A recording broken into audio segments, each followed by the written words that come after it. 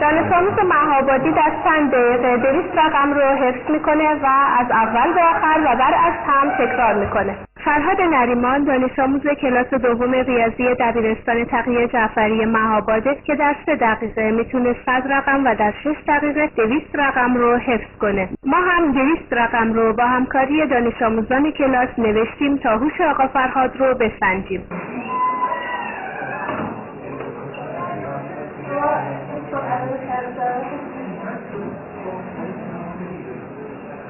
آمادم.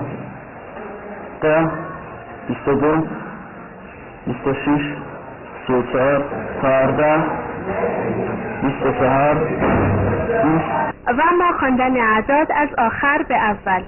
20 24 14 10 96 84 32 24 84 99 91 34 26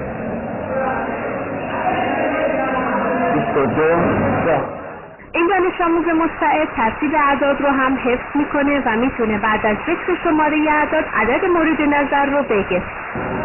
عدد 34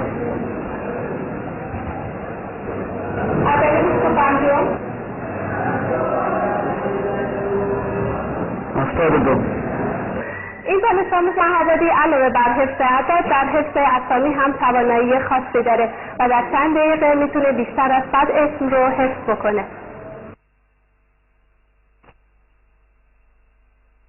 32 سیب 28 هیزم. به این ترتیب فرهاد نریمان دانش آموز 16 ساله مهابادی رکورد جهانی حفظ اعداد رو که در کتاب گینس اومده و متعلق به داریو دوناتلی آمریکایی با حفظ 73 رقمه رو شکست. 71 7 20